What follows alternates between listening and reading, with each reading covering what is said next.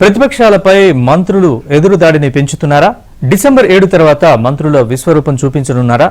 మంత్రులకు స్వేచ్ఛనిస్తూనే ప్రతిపక్షాల అబద్ధాలకు నిజాలతో కౌంటర్ ఇవ్వాలని సీఎం ఆదేశించారా? మంత్రుల దూకుడుతో పీసీసీ చీఫ్ సంతృప్తిగా ఉన్నారా? Let's watch the story.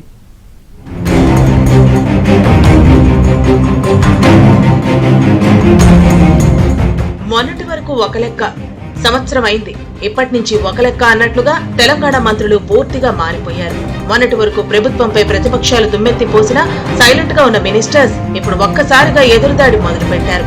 ఎన్ని రోజులు సెల్ఫ్ డిఫెన్స్ లో ఉన్న అమాత్యులు అటాకింగ్ మోడ్ లోకి వెళ్లి ప్రతిపక్షాల ప్రధాన నాయకులపై కౌంటర్లు మొదలు పెట్టారు. ఏడాది పాటు సైలెంట్ గా ఉన్న కాంగ్రెస్ నాయకులు, మంత్రులు ఇక సైలెంట్ గా ఉంటే కుదరదనే నిర్ణయం తీసుకున్నట్లు తెలిసింది. ఇటీవల పార్టీలోని కీలక నాయకులు, మంత్రులతో భేటీ అయిన పీసీసీ చీఫ్ మహేష్ కుమార్ గౌడ్ ప్రతిపక్షాలు ప్రభుత్వంపై అబద్దాలతో దుమ్మెత్తి పోస్తుంటే మౌనంగా ఉండటం కరెక్ట్ కాదని తేల్చి చెప్పారు. ప్రతిపక్షాలు నిర్మాణాత్మక సూచనలు ఇస్తే ఖచ్చితంగా తీసుకుందాం, కానీ తప్పుడు ఆరోపణలు చేస్తే ఊరుకోవద్దని మంత్రులతో చర్చించినట్లు సమాచారం. పీసీసీ చీఫ్ మహేష్ కుమార్ గౌడ్ సమావేశం తర్వాత మంత్రులు యాక్టివ్ రోల్ పోషిస్తున్నట్లు హస్తం నేతలు చర్చిస్తున్నారు. ప్రతిపక్షాలు బురద చల్లుతున్నా సరే మొన్నటిదాకా పద్ధతిగా సమాధానం చెప్పిన మంత్రులు ఇప్పుడు అగ్రెసివ్ గా కౌంటర్ ఇస్తున్నారు. లగచర్ల అంశం వరకు ప్రతిపక్షాల విమర్శలకు ఇబ్బంది పడిన మంత్రులు గురుకులాల్లో ఫుడ్ పాయిజన్, దిలావర్పూర్ అంశంలో ప్రతిపక్షాలను కట్టడి చేశారు. ముఖ్యమంత్రి గ్రీన్ సిగ్నల్, పీసీసీ చీఫ్ సూచనలు రావడంతో మంత్రులు తమ సత్తా చాటుతున్నట్లు సమాచారం. ఫుడ్ పాయిజన్ విషయంలో బీఆర్ఎస్ కుట్ర చేస్తోందని, నార్కో అనాలిసిస్ టెస్ట్ కి వచ్చే దమ్ముందా అంటూ కేటీఆర్ కి మంత్రులు సవాల్ విసిరారు. ఇక దిలావర్పూర్ ఇథనాల్ ఫ్యాక్టరీ అంశంలో కూడా అన్ని అనుమతులు బీఆర్ఎస్ ఇచ్చి కాంగ్రెస్ ప్రభుత్వంపై విమర్శలు చేయడంపై మంత్రులు ప్రతిపక్షాలను డిఫెన్స్ లో పడేశారు. దిలావర్పూర్ కి వెళ్లి చర్చ చేద్దామని కేటీఆర్ చెప్పే మాటల్లో నిజముంటే తనతో దిలావర్పూర్ రావాలని మంత్రి సీతక్క సవాల్ విసిరారు.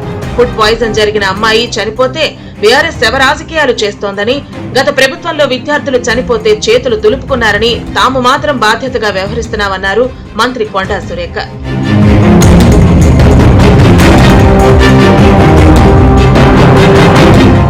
హైదరాబాద్ ఇన్ఛార్జ్ మంత్రిగా ఉన్న పొన్నం సైతం ప్రతిపక్షాలపై మాటలు దాడి చేస్తున్నారు.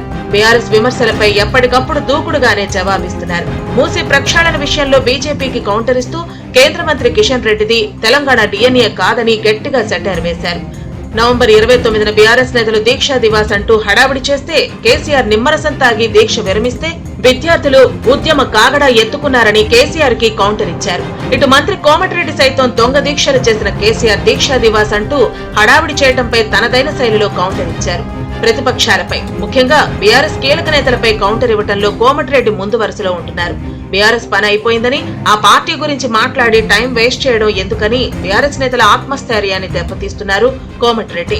మంత్రి శ్రీధర్ బాబు తన శాఖలకు సంబంధించిన అంశాలు, ఐటీ, పరిశ్రమల విషయాల్లో బిజీగా గడుపుతున్నప్పటికీ పార్టీపై బీఆర్ఎస్ అగ్రనాయకులు చేస్తున్న కామెంట్స్ పై పొలిటికల్ సెటైర్స్ వేస్తున్నారు. ముఖ్యంగా ఎమ్మెల్యేల చేరికలపై హడావుడి జరిగిన సమయంలో, పీఏసీ చైర్మన్ ఎంపిక సమయంలో పార్టీ వెర్షన్ తనదైన శైలిలో చెబుతూ వచ్చారు.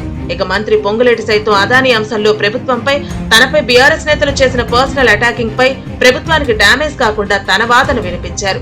వ్యవసాయ శాఖ మంత్రి తుమ్మల సైతం బీఆర్ఎస్ ప్రభుత్వం రైతులను ఎలా మోసం చేసింది, రైతులను కాంగ్రెస్ ప్రభుత్వం ఎలా ఆదుకుంటుందనే విషయాలని రైతులకు వివరిస్తున్నారు. ముఖ్యంగా సన్నాలకు బోనస్ ఇస్తున్న విషయాన్ని నేరుగా రైతులతో చర్చిస్తూ ప్రభుత్వ కొత్త పథకాలపై పాజిటివ్ టాక్ పెంచుతున్నారు. మంత్రి దామోదర రాజనరసింహ సైతం తన శాఖలపై దృష్టి పెడుతూనే అవకాశం వచ్చినప్పుడల్లా గత ప్రభుత్వ వైఫల్యాలను, గత పాలకుల నిరంకుశత్వాన్ని ఎండగడుతున్నారు. కొందరు మంత్రులు తమ శాఖల పనిపై దృష్టి పెడుతూనే పార్టీ కార్యక్రమాల్లో పాల్గొంటూ పార్టీపై విమర్శలు వస్తే తిప్పికొడుతుంటే, కొంతమంది మాత్రం పార్టీకి సమయం ఇవ్వకుండా తమ శాఖలకే పరిమితం అవుతున్నట్లు కేడర్ అభిప్రాయపడుతున్నారు. పీసీసీ చీఫ్ మహేష్ కుమార్ గౌడ్ సూచనలతో కొందరు మంత్రులు ఇప్పటికే యాక్టివ్ అయ్యారని, డిసెంబర్ 7 తర్వాత మంత్రులు మరింత దూకుడుగా ఉంటారని కాంగ్రెస్ పెద్దలు చెబుతున్నారు. ప్రతిపక్షాల విమర్శలకు కౌంటర్ ఇచ్చేందుకు మంత్రులు స్వయంగా రంగంలోకి దిగితే ప్రభుత్వంపై వచ్చే నెగిటివ్ టాక్ పూర్తిగా ఆపొచ్చని, ప్రజలకు నిజాలు తెలిస్తే అబద్ధపు ప్రచారాలు చేసే వారి సంగతి ప్రజలే చూసుకుంటారని కాంగ్రెస్ నేతలు భావిస్తున్నారు. మంత్రుల విషయంలో పూర్తి స్వేచ్ఛ ఇవ్వాలని సీఎం డిసైడ్ అయ్యారు. ఏ సమయంలో ఏం చెయ్యాలో మంత్రులకు తెలుసని సీఎం చాలా కాన్ఫిడెంట్ గా ఉన్నట్లు సమాచారం. ఇక ఏడాది తర్వాత మంత్రులు అటాకింగ్ మోడ్ లోకి వెడతారని ఆశగా ఉన్న కాంగ్రెస్ అధిష్టానానికి మంత్రుల దూకుడు ఎంత మేరకు కలిసి వస్తుందో చూడాలి.